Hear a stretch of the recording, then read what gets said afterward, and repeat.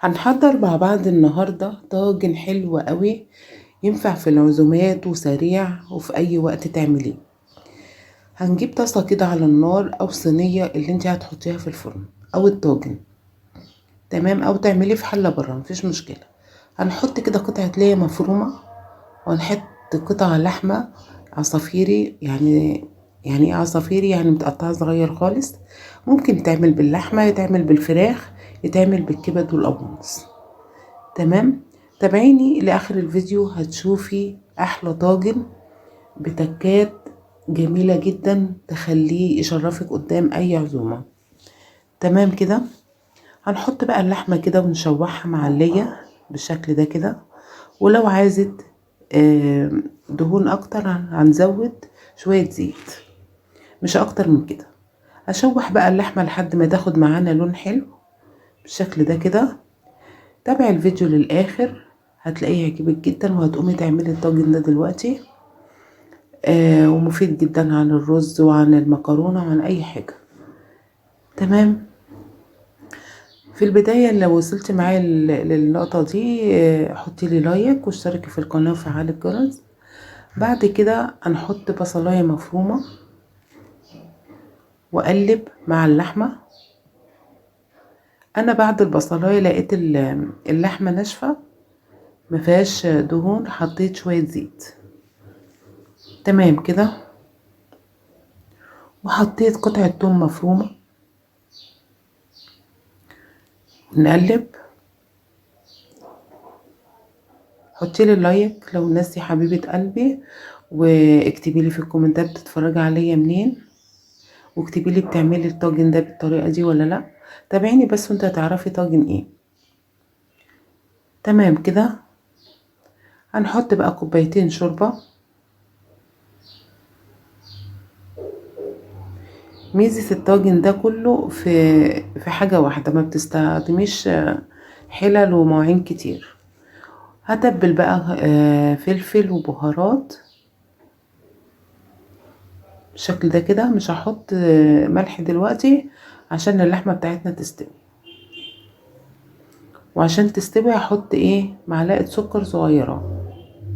اغطي بقى الطاجن كده واسيبه لحد ما اللحمة بتاعتنا تستوي خالص.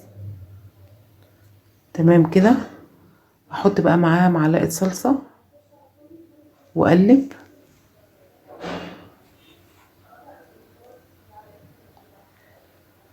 تمام. من ناس اللايك، اللي ناس اللايك يحط اللايك. خلاص كده اللحمة بتاعتنا استوت بالشكل ده كده. هفضيها بقى في حاجة تانية، واخد نفس الصينية او الطاجن اللي هدخله الفرن، واحط معلقة سمنة بلدي حلوة كده، او اي مادة دهنية بتفضليها. ونجيب بقى معانا الفريك، كيس فريك نقعته حوالي ساعة، وغسلته كويس جدا وصفيته. وقبل بقى ما احطه على اللحمة لازم هشوحه كويس قوي مع السمنة دي. هنا ما بتحسيش بريحة الفريك اللي هي مش مستحبة خالص. تمام. ابتدي بقى اقلب كده واشوح الفريك. طبعا لازم يتغسل كويس قوي، ويكون منقوع قبليها بساعة في مية دافية او سخنة. تمام كده. اشوح بقى الفريك بتاعي. بعد ما شوحته كده،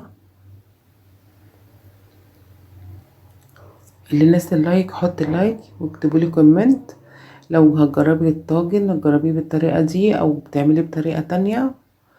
آه، احط بقى اللحمة اللي احنا عملناها، وابتدي برضو اقلب مع الفريك كده عشان اخلط كل المكونات مع بعض.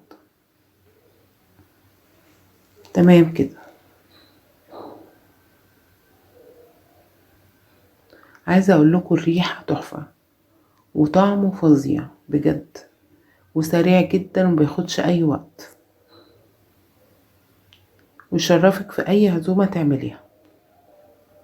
تمام كده.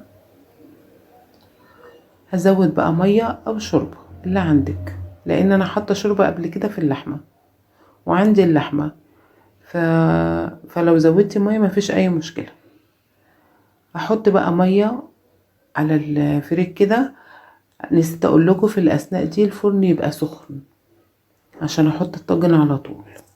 بعد ما ياخد كام غلوه كده اغطيه بقى كويس وادخله الفرن. يطلع معانا بالشكل ده كده احلى فريك مفلفل. متنسونيش في اللايك. اسيبكم في رعاية الله احلى واغلى متابعين.